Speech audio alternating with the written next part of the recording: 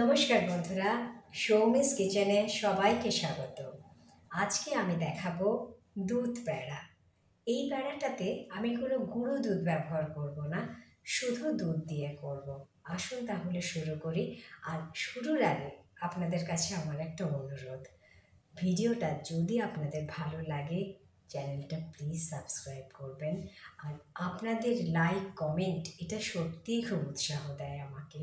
Please একটু যদি আপনারা কেমন লাগলো জানান, তাহলে সত্যি আমি খুব উৎসাহ পাবো। তাহলে আমি শুরু করি আপনাদের অনুমতি নিয়ে। দুধ প্যাড়া বানাবো বলে এখানে 1/2 লিটার করে 2 প্যাকেট দুধ নিয়েছি। মোট 1 লিটার দুধ নিয়েছি আর 1/2 কাপ চিনি নিয়েছি। এই প্যানটা আমি গ্যাসে বসিয়ে একটুখানি জল দিয়ে নিয়েছি। প্রথমে আমি 1/2 লিটারের 1 প্যাকেট দুধ ঢালছি, তারপর আরো 1 প্যাকেট দুধ দিলাম প্যানের মধ্যে। এবার গ্যাসটাকে একদম হাই ফ্লেমে করে দিয়ে সমানে এখন আমি নাড়ছি দুধটাকে। গ্যাসটা যদি লোতে রাখেন তাহলে মাঝে মাঝে নাড়লেও চলবে, গ্যাসটা হাইতে রাখলে তাড়াতাড়ি হয়ে যাবে, তবে নাড়তে হবে সমানে। গ্যাস কিন্তু হাই ফ্লেমেই আছে। আস্তে আস্তে দুধটায় কিন্তু বলক এসে গেছে। যে পাত্রে আপনি দুধটা ফোটাবেন মাঝে মাঝে তার গাটা একটু এভাবে একটু চেঁচে দেবেন। আসলে দুধের ধারের এই মালাইগুলো যদি দুধের সাথে মিশে যায় তাহলে দুধের টেস্টটাও একটু বেড়ে যায়। আপনারা যদি ননস্টিক ইউজ করেন তাহলে মাঝে মাঝে একটু নেড়ে দিলেই হবে। আর গ্যাসটা যদি লোতে রেখে করেন তাহলে আপনাকে মাঝে মাঝে নাড়লেই চলবে। আমি এখানে ননস্টিকে করছি না, তারপরে গ্যাসটাকে একদম হাই ফ্লেমে রেখে করছি, তাই জন্য আমাকে একটু সমানে নাড়তে হচ্ছে। তবে হ্যাঁ, সমানে নাড়তে হচ্ছে মানে হাতটা তো একটু ব্যথা করবেই। তখন এই দেখুন কয়েক সেকেন্ডের জন্য রাখলাম, আবার নাড়তে শুরু করব। আর যে সময়টা কয়েক সেকেন্ডের জন্য আমি একটুখানি থামছি, হাতটা ব্যথা হয়ে যাচ্ছে বলে, তখন দেখুন আমি এই ধারগুলো খুন্তি দিয়ে এইভাবে একটু চেঁচে নিচ্ছি। আমি এখন রোজ যে খুন্তি আমরা ব্যবহার করি সেই খুন্তি দিয়েও এটা ভালো করে নাড়ছি।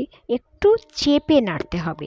আগে আমি কাঠের যে খুন্তি সেটা দিয়েও দেখিয়েছি, আপনাদের যেটাতে সুবিধা হবে সেটা দিয়েই নাড়বেন। দুধটা যখন ঘন হয়ে আসবে তখন এই 1/2 কাপ চিনিটা আমি দিয়ে দিলাম। তারপর আবার আমি নাড়তে থাকবো। চিনি থেকে একটু জল তো ছাড়বে, তার জন্য একটু পাতলা হয়ে যাবে, কিন্তু এটা তো সমানেই নাড়তে থাকবো, তার জন্য এটা আস্তে আস্তে টেনে যাবে। দেখুন এভাবে নাড়তে নাড়তে দুধটা কিন্তু আরো অনেকটা ঘন হয়ে এসছে। গ্যাস কিন্তু একদম হাই ফ্লেমেই আছে। এবার 1/2 চামচ এলাচ গুঁড়ো দিয়ে দিলাম, আবার ভালো করে নাড়তে থাকলাম। গ্যাস কিন্তু এখনো হাই ফ্লেমেই রেখেছি। এবার যখন অনেকটা শুকিয়ে এসছে দুধটা, গ্যাসটা একদম কমিয়ে দিলাম, তবে সমানেই কিন্তু নেড়ে যেতে হবে। দুধ যখন এরকম এতটাই শুকিয়ে এসছে তখন কিন্তু গ্যাস কোনো অবস্থাতে বাড়ানো যাবে না, আর সমানেই কিন্তু নেড়ে যেতে হবে, না হলে কিন্তু ধরে যাবে। দেখুন গ্যাসটা আমি বন্ধ করে দিচ্ছি, কারণ এটা পুরো শুকিয়ে এসছে। এবার এটা ঠান্ডা হলে এটা আরো টেনে যাবে। এবার অন্য একটা পাত্রে এই মাওয়াটাকে আমি ঢেলে নিচ্ছি।